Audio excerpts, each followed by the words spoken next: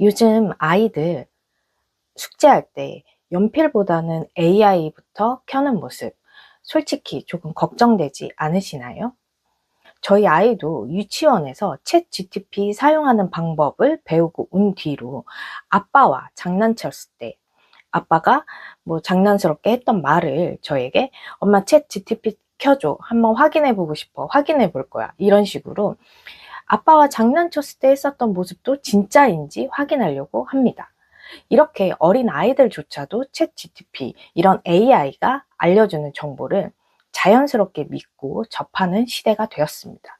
이래서 우리 부모님들은 이런 걱정이 생길 겁니다. 이러다가 우리 아이 챗 GTP 이런 AI가 알려주는 정보를 맹신하진 않을까, 혹시나 답만 가지고 베껴버리는 이런 아이가 되진 않을까, 이렇게 걱정이 되실 겁니다. 그래서 이 영상에서는 AI가 아이의 사고력을 망치는 경우와 오히려 키워주는 경우를 분명하게 구분해서 말씀드리도록 하겠습니다. 이 영상 하나로 AI 써도 되나 고민하시는 부모님들께 집에서 지킬 수 있는 기준을 알려드리도록 하겠습니다. 사고력이 떨어진다는 말, 정확히 무엇을 의미할까요? 우리 지금 사고력인 단어 많이 쓰고 있습니다. 특히 우리 아이들 학원에 보낼 때 어떤가요? 유치원생 아이들 때부터 사고력을 키우기 위해 책 읽기 학원을 다니고 있고, 수학 학원도 연산 위주가 아닌 사고력 중심 수학, 과학도 사고력 중심의 과학 학원, 이렇게 우리 생활에 밀집하게 사고력이란 단어는 다가와 있습니다. 단순히 요즘 문제를 잘 풀기 위한 사고력이 아니고, 요즘의 사고력은 문제를 이해하고 질문을 만들고 자기 생각을 설명하는 힘입니다. 중요한 포인트는 이거예요. 사고력은 혼자만 생각할 때 생기지 않습니다. 사고력은 질문을 받고 설명을 듣고 반박을 하면서 자라납니다. 그래서 사실 AI는 사고력을 없애는 존재가 아니라 사고력이 드러나는 환경일 수도 있어요. 요즘 많은 부모님들이 이렇게들 많이 생각하십니다. AI가 정답을 다 해주니까 우리 아이들이 생각을 하지 않는다라고, AI가 답만 주고 있으니까 우리 아이들이 고민하지 않는다, 이렇게 생각합니다. 그런데 우리 냉정하게 생각을 해볼까요? 생각하지 않는 아이는 AI가 없었어도 생각을 하지 않았습니다. 문제는 AI 그 자체가 아니라 아이가 질문을 하지 않아도 되는 환경, 암기만 했었던 우리 기존의 환경, 결과만 내면 충분하다고 여기는 평가 방식, 그리고 시간 안에 빨리 끝내고 답을 도출해 내야만 했었던 공부, 이런 것들이 잘못된 메시지입니다. AI가 그 문제를 만들어낸 게 아니라 이미 있었던 문제를 더 빨리 드러나게 해줬을 뿐입니다. 사고력이 실제로 떨어지는 경우에는 공통된 AI 사용 패턴이 있습니다. 학부모님들께서도 이 세 가지는 꼭 한번 점검해 보셔야 합니다. 첫 번째는 결과만 그대로 사용하는 방식입니다. 답 알려줘 라고 질문을 하고 그 답을 그대로 제출하는 방식입니다. 이 경우에는 아이는 문제에 대한 고민을 하지 않고 결과만 받아 적게 됩니다. 생각하는 과정이 거의 개입되지 않았습니다. 그리고 두 번째는 이해 없이 사용하는 경우입니다. AI가 이렇게 말했어 라는 말은 우리 아이들이 하지만 왜 그런지, 어떻게 이러한 답이 도출되었는지는 다시 묻지 않습니다. AI의 답을 이해하려는 질문이 빠지면 사고력은 점점 사용되지 않게 됩니다.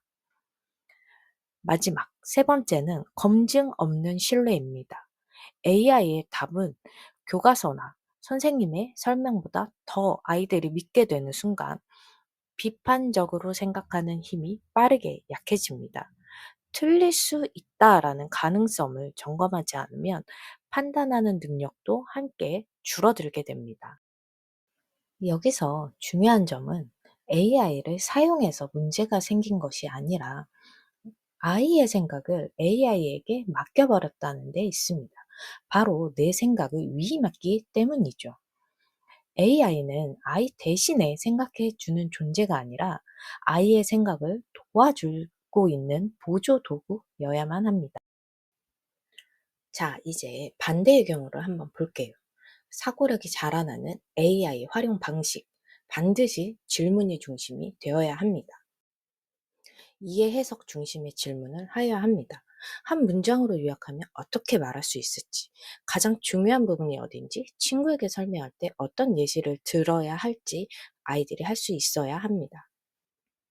비교 분석 질문도 할 수 있어야 합니다. 반대되는 생각에 어떤 것이 있는지, 내가 생각한 내용은 어디가 다른지, 다른 방식을 비교해서 장단점이 무엇이 있을지 아이들이 고민할 수 있어야 하죠. 또한 이 부분을 적용해서 확장할 수 있어야 됩니다. 우리 가족, 우리 학교 상황에 적용하면 어떻게 달라질지, 비슷한 상황이 무엇이 있을지, 이런 상황이 적용이 되지 않는 경우에는 어떻게 달라질지 우리 아이들이 생각할 수 있어야 합니다. 과정 메타인지 질문은 수행평가에서 높은 점수를 받기 위해 중요한 부분입니다. AI 답 중에서 그대로 쓰지 않고 바꾼 부분이 어디인지, 도움은 어디에서 받았고 왜 필요했는지, 어떠한 순서로 질문을 했는지는 수행평가에서 평가 항목이기 때문에 우리 아이들이 먼저 이 포인트를 짚고 이 순서로 질문을 해서 원하는 답을 얻어야 합니다. 판단, 의사결정을 질문할 수 있어야 하죠. 마지막으로 이 부분에서 가장 고민했던 지점은 어디였는지, 어떤 답안이 더 좋은 결과를 만들어냈지, 다시 질문한다면 어떤 질문부터 바꿔서 질문할 수 있을지, 이러한 생각을 하게 된다면 우리 아이들이 사고력형 질문을 할 수 있다라는 것입니다. 이렇게 아이들이 고민해서 사고력형으로 질문을 한다면 이때 아이는 스스로 비교하고 판단하고 자기 언어로 정리할 수 있습니다. 이때 AI는 선생님이 아니라 아이의 토론 상대가 될 수 있습니다. 우리 부모님들이 기억해야 할 기준은 딱 하나입니다. 요즘 학교에서도 AI를 활용해 수업을 합니다. 아이들은 과제를 할 때 AI에게 먼저 묻습니다. 이렇게 이미 우리 사회에서 AI는 피할 수 있는 도구가 아니라 우리의 일상이 되어버렸습니다. 우리가 아이들에게 AI에 의존하지 마라. AI 정보는 틀린 게 많다. 그러니 AI를 쓰지 마라. 이렇게 말을 해야 할까요? 대신 우리는 이렇게 말해야 합니다. AI를 사용한 뒤에 내 생각을 말해봐. 무슨 질문 했어?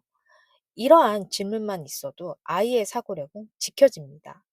AI가 만든 결과물보다 우리는 아이의 설명을 더 중요하게 들여다봐야 합니다.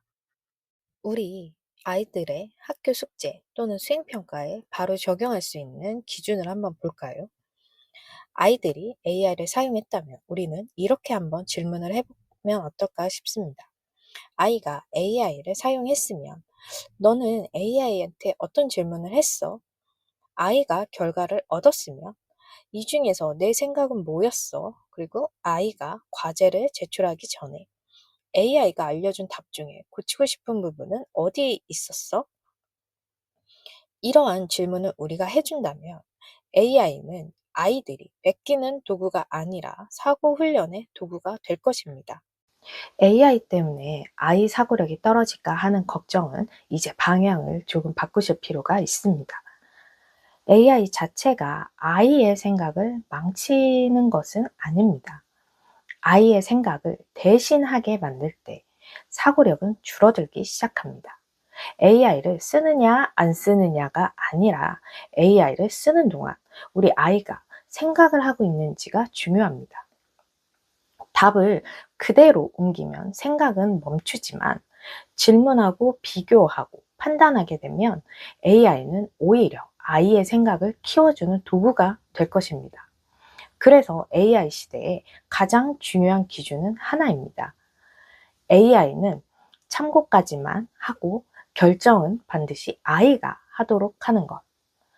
오늘 이 영상이 AI를 막아야 할지 허용해야 할지 고민하던 부모님들께 집에서도 지킬 수 있는 기준이 되었기를 바랍니다. AI 시대에도 우리 아이들의 생각은 부모의 기준으로 충분히 지켜질 수 있습니다.